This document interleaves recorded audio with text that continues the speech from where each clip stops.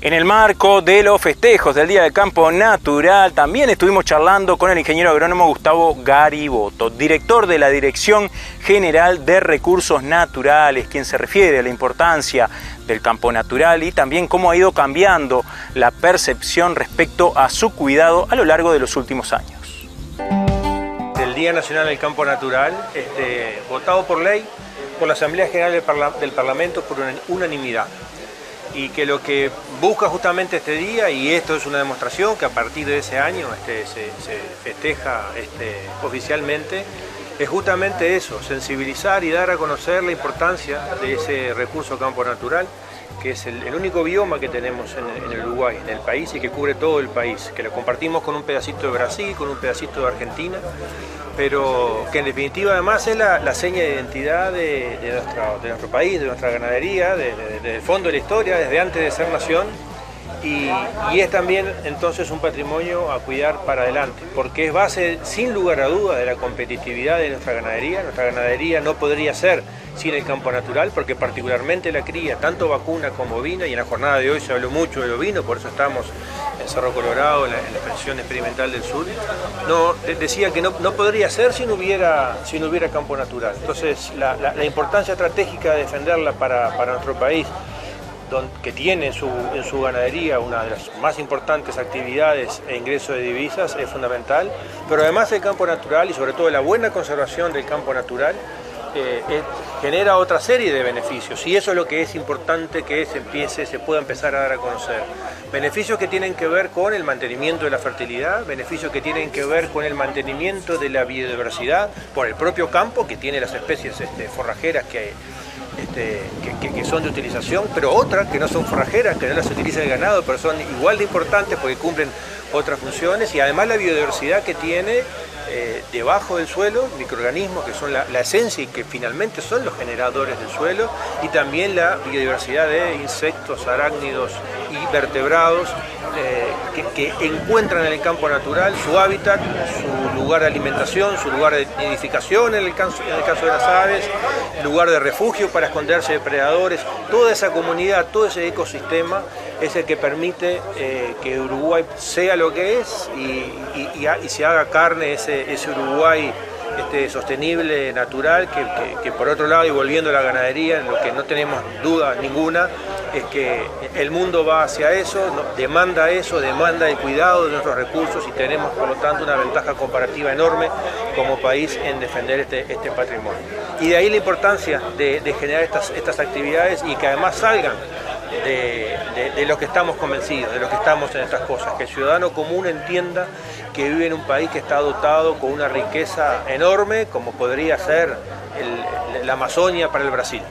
que es una riqueza enorme. Bueno, eso es nuestro campo natural, y nuestro campo natural tiene sí algunas amenazas, con una palabrita que es difícil, que es la despastizalización, que es la pérdida de campo natural. Eso es un riesgo, eso es una amenaza. Afortunadamente hay vías, hay formas de poder hacer compatible la producción y esa conservación del recurso, bueno, y en eso estamos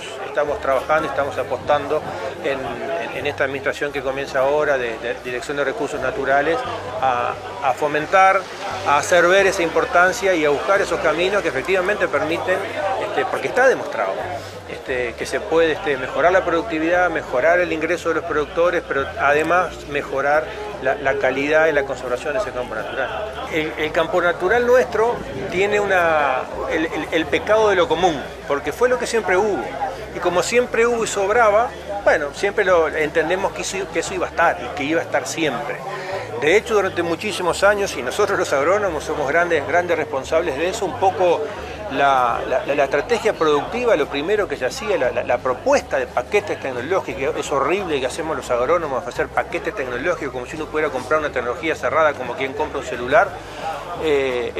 Básicamente se basaba en la sustitución de ese campo natural por implantación de pasturas sembradas con especies que además no eran autóctonas de aquí. Y eso lo hicimos durante décadas en el país, sin darnos cuenta que sí es cierto que eso generaba una productividad, y no estoy por supuesto hablando en contra de ese modelo. Lo que estoy diciendo es llamando la atención que eso en todo caso es parte de un sistema más complejo, y que la verdadera fortaleza de ese sistema más complejo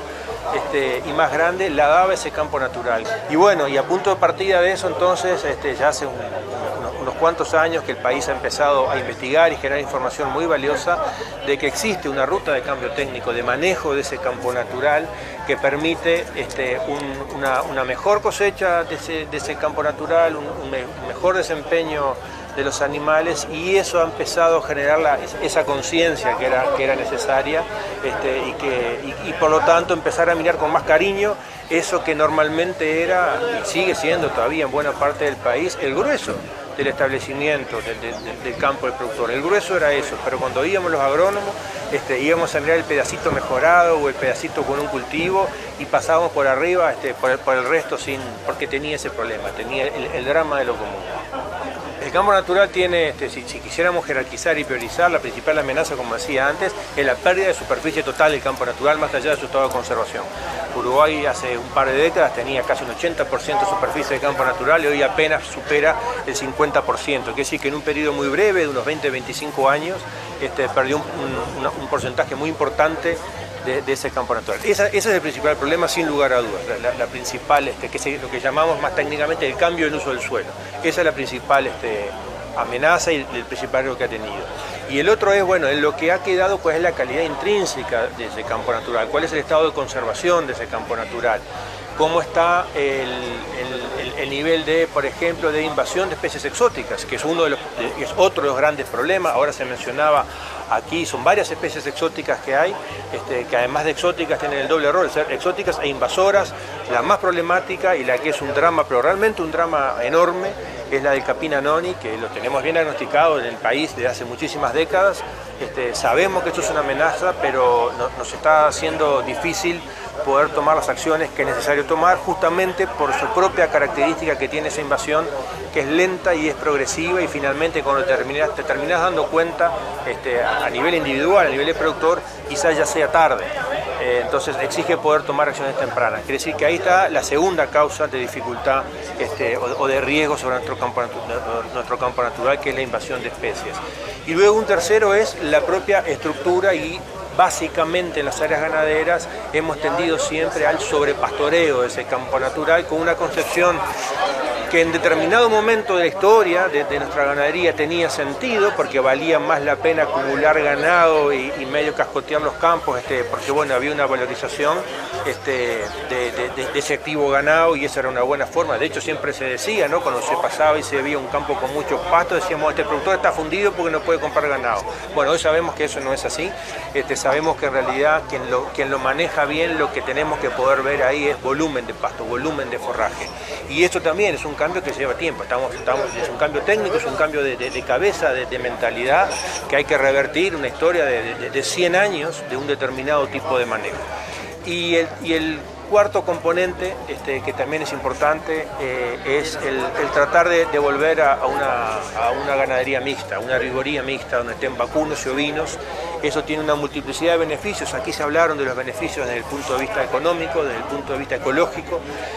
y desde el punto de vista ecológico me estoy refiriendo particularmente al cuidado de ese campo natural. El asunto es que no podemos poner ovinos así medio tontos y a locas, sin entender que hay también un orden lógico de cómo se incorpora ese ovino, y que lo que no tenemos que cometer es el pecado de irnos a esos sobrepastoreos agregando ovinos sin reducir vacunos. Ahí hay multiplicidad de razones por las cuales se han ido los ovinos, pero también hay multiplicidad de razones para entender y justificar que el ovino tiene que volver, y también desde esta administración estamos trabajando fuertemente en eso, con algunas ideas, algunos lineamientos y algunas acciones concretas para poder volver. Y simplemente para cerrar en este concepto, el ejemplo del Procría, que es liderado por el Instituto de Plan Agropecuario, que en números redondos va a llegar a unos 1000 productores criadores, y pisando las 500.000 hectáreas, o sea, el medio millón de hectáreas. ahí tiene una pata muy fuerte de asistencia técnica para la cría de vacunos y para la cría de ovinos, acompañando a los productores en ese proceso, con el convencimiento de que esa asistencia técnica metódica, rigurosa y permanente en el tiempo permite acompañar, respetando las especificidades de cada predio, de cada productor, los objetivos, a esa ruta de cambio técnico que permita que esa gente, que esas familias sigan quedando en campaña, se mejore el ingreso familiar y se pueda, entonces, en definitiva, mantenerse en la actividad que básicamente es desarrollo sobre el campo natural y sacar mejor producción y mejor ingreso familiar.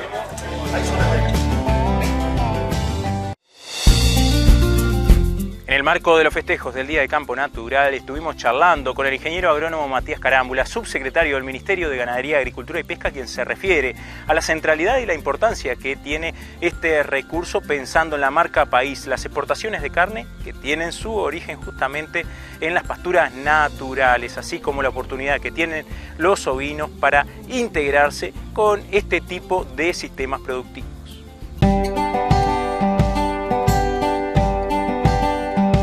La verdad que está muy bueno el poder participar como institucionalidad agropecuaria. Hoy está el Ministerio, indudablemente, representado en este caso el subsecretario, está el director de Recursos Naturales, nuestro representante en el sur también, y a su vez, bueno, el Plan Agropecuario y el INEA, o sea, toda la institucionalidad agropecuaria está presente acá,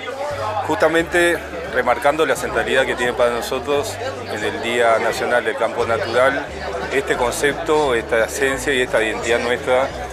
que justamente reconocer, valorar y sobre todo proyectar como parte de la identidad, parte de la calidad de nuestros productos, la cuestión del campo natural. Así es un gusto estar acá hoy.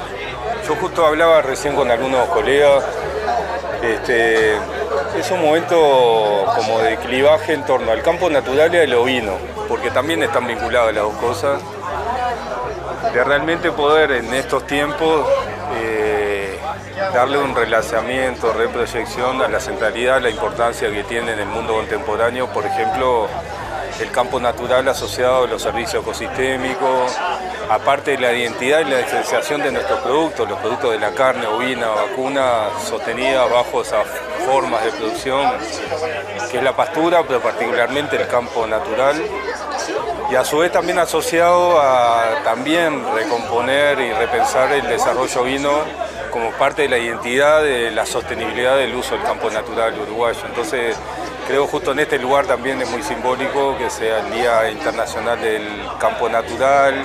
en el Centro de Investigaciones del Ovino que tenemos, principalmente es acá. Entonces creo que también plantear eso, creo que son momentos de decisiones políticas, técnicas, del gobierno, de las organizaciones, de la ciencia y la tecnología, de cómo pensar que es un momento de proyección, pensando en modelo de desarrollo, la importancia del campo natural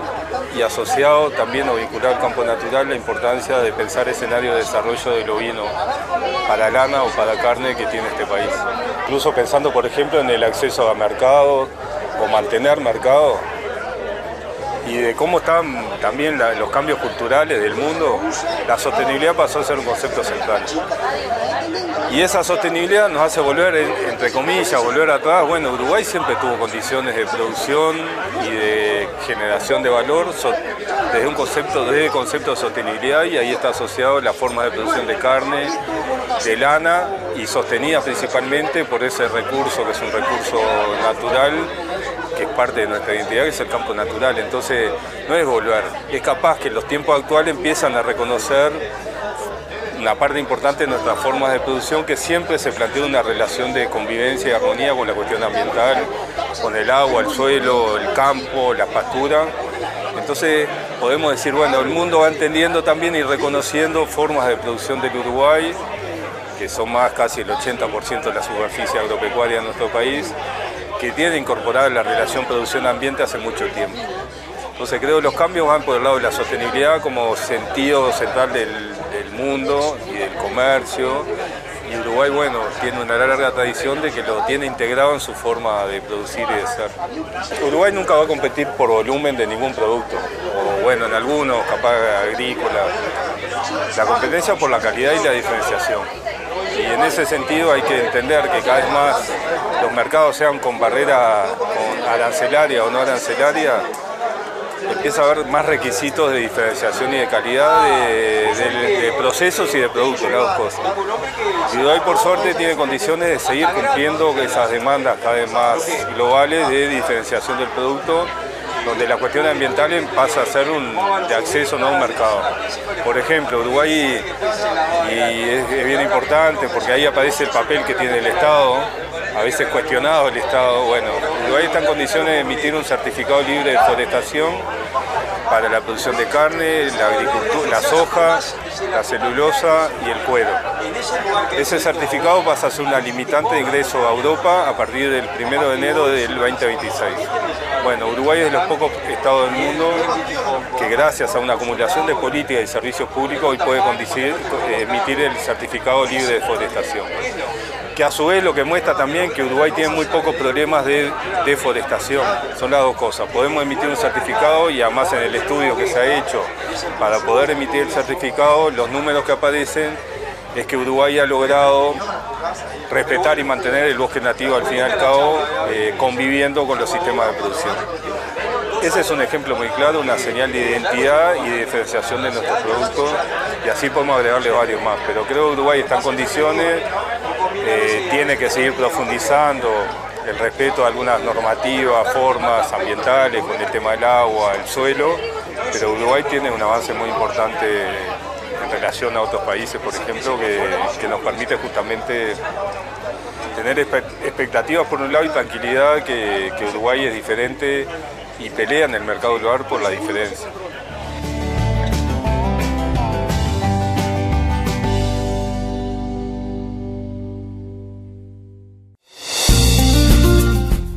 Amigas y amigos, ha sido un gustazo, como siempre, haber compartido otra emisión de Mano a Mano con el Plan Agropecuario. Antes de culminar, queremos enviar un fuerte abrazo a Javier Pereira de Corrientes, Argentina, que justamente hacía mención a la importancia de este tipo de contenidos para los productores, en este caso del otro lado del río Uruguay, pero también nos reconforta que pueda ser visto este programa en otros lugares, no solo en Uruguay, sirva para las y los productores, ¿por qué no?, de Latinoamérica. A nosotros nos queda nada más que despedirnos, invitarles por supuesto a visitar la página web institucional planagropecuario.org.uy para encontrar toda la información sobre nuestro querido plan. Y bueno, invitarlos a que nos acompañen en el próximo programa aquí en este lugar y esta misma hora.